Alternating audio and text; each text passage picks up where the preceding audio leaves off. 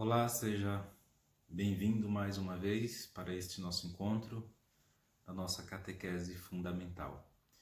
E hoje nós iremos falar sobre o sacramento da Eucaristia.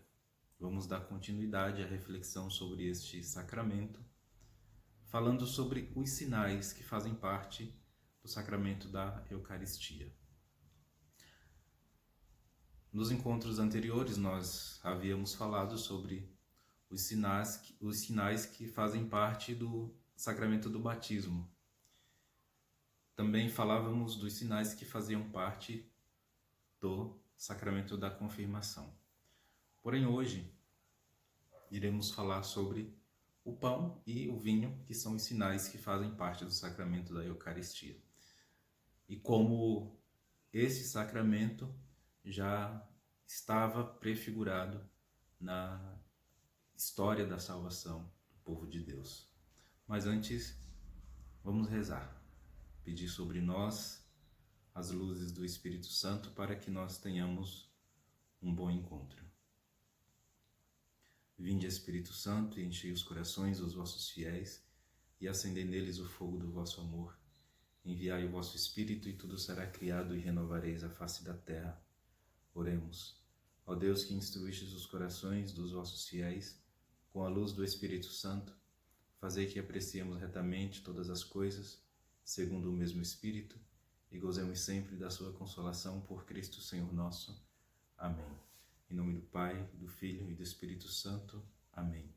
São José, rogai por nós. Então, como dizíamos, os sinais que fazem parte do sacramento da Eucaristia são o pão e o vinho. E esses sinais já estavam prefigurados na história da humanidade desde o Antigo Testamento. Por que o pão e o vinho? Porque pelas palavras de Cristo e pela invocação do Espírito Santo, o pão e o vinho, eles se transformam de modo misterioso no corpo e no sangue de Cristo. Então, esses sinais eles são oferecidos desde o Antigo Testamento como sinais pela bondade da criação. Então, é isso que o pão e o vinho significam quando são oferecidos desde o Antigo Testamento.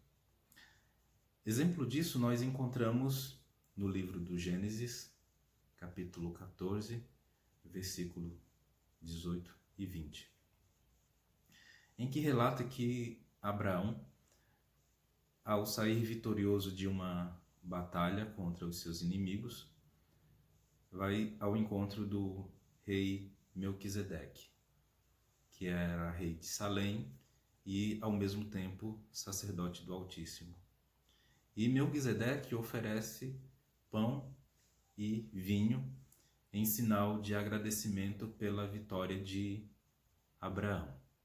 Este é o primeiro sinal que nós encontramos no Antigo Testamento, no livro do Gênesis. Depois, outros sinais que nós encontramos em relação à antiga aliança, o pão e vinho são oferecidos em sacrifício entre as primícias da terra, em sinal de reconhecimento ao Criador. Depois, um outro sinal é em relação ao povo eleito de Deus. O povo eleito recebe de Deus os sinais que marcam a sua vida litúrgica, e estes sinais da aliança constituem símbolos das grandes obras realizadas por Deus. Também outro sinal nós encontramos no contexto do Êxodo, em que o pão e o vinho recebem um novo significado. Os pães ázimos que Israel come a cada ano, na Páscoa, comemoram a partida né, a pressa da partida libertadora do povo de Israel da terra da escravidão que era o Egito. Depois a recordação do maná, que há de lembrar que Israel sempre vive do pão da palavra de Deus. E o maná, por que o maná do deserto?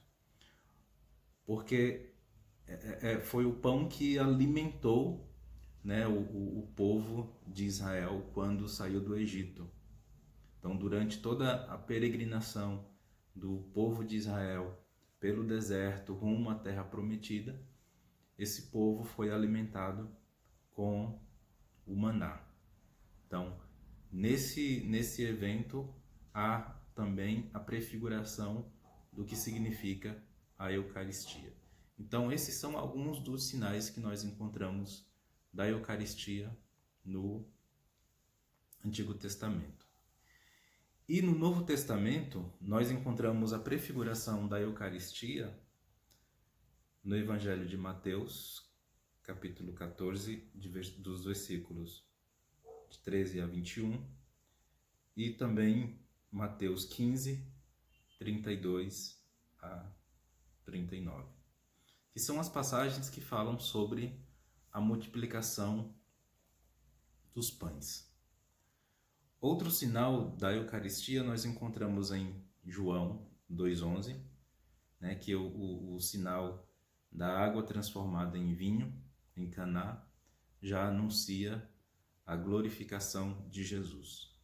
E em Marcos 14, 25, manifesta a realização da ceia nas bodas do reino, onde os fiéis beberão o vinho novo transformado no sangue de Cristo.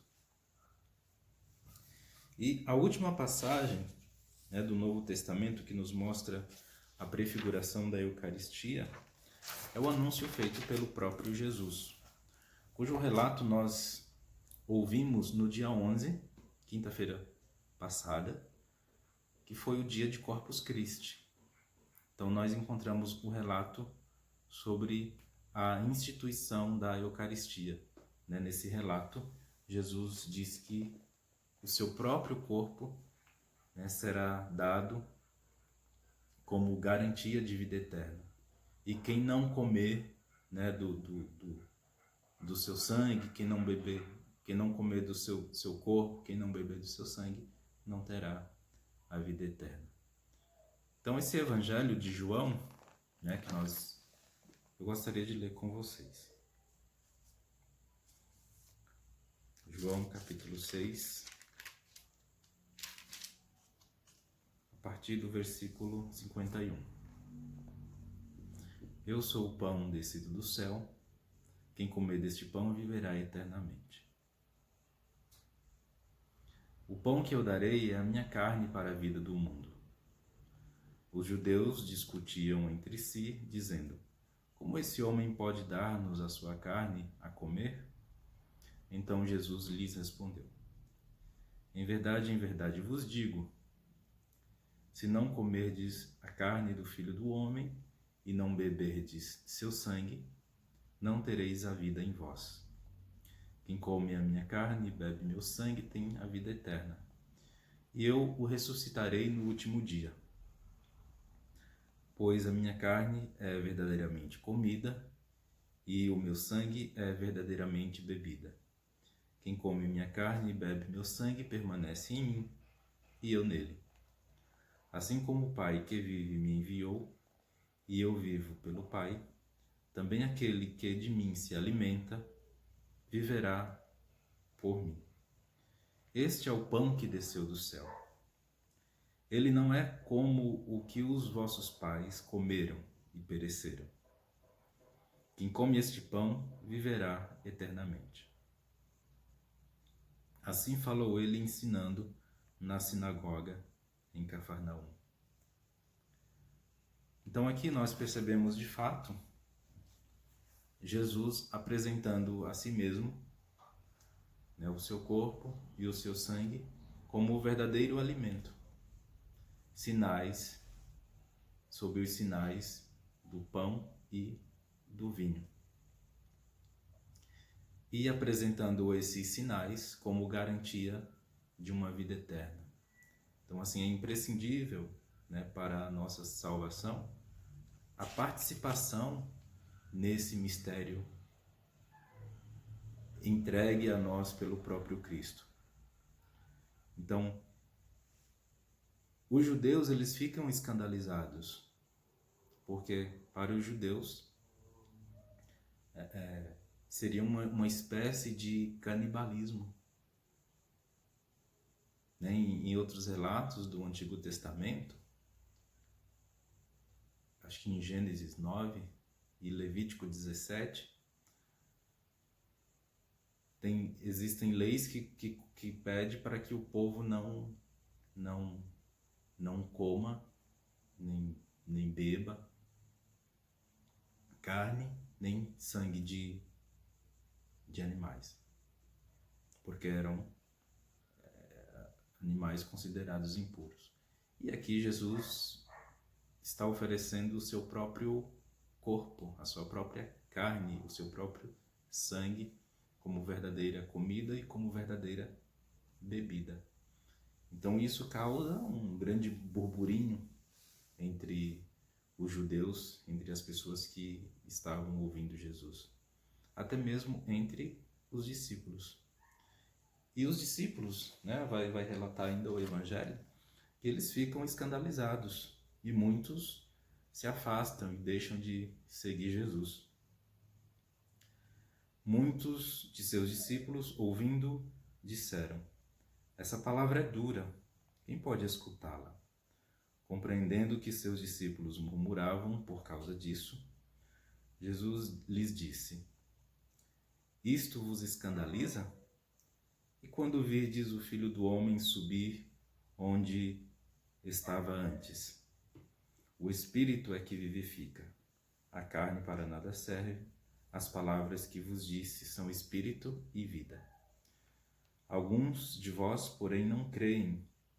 Jesus sabia com efeito desde o princípio quais os que não criam e quem era aquele que o entregaria. E dizia: por isso vos afirmei, que ninguém pode vir a mim se isso não lhe for concedido pelo Pai. A partir daí, muitos de seus discípulos voltaram atrás e não andavam mais com ele. Então, disse Jesus aos 12: não quereis também vós partir? Simão Pedro respondeu: Senhor, a quem iremos? Tens palavras de vida eterna, e nós cremos e reconhecemos que és o Santo de Deus.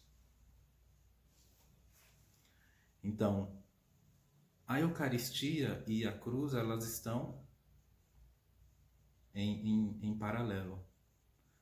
A Eucaristia, enquanto os sinais visíveis da presença real de nosso Senhor Jesus Cristo, e a cruz, enquanto o sacrifício redentor de nosso Senhor Jesus Cristo. Então, por isso que essas duas realidades estão em paralelo. A Eucaristia e a cruz como sacrifício redentor. E isso causa escândalo, até mesmo entre os seguidores de Jesus. Tanto que Jesus pergunta: vós também quereis ir embora? No versículo 67 de João 6. Então, essa é a pergunta que ressoa também para nós hoje. Porque muitos de nós temos, às vezes, dificuldade em crer que a Eucaristia é realmente o corpo e sangue de Jesus, a sua alma e divindade. Que Jesus está totalmente presente sob as espécies visíveis do pão e do vinho. E Pedro responde a Jesus, seja, Pedro também acredita na palavra de Jesus. Ele diz: a quem iremos, Senhor? Somente tu tens palavra de vida eterna. Então, o Senhor, nessa pergunta do Senhor ressoa através dos séculos, vai dizer o Catecismo, número 1336. Essa pergunta do Senhor ressoa através dos séculos como o convite do seu amor a descobrir que só Ele tem as palavras de vida eterna. E que acolher na fé o dom da Eucaristia é acolher o próprio Jesus.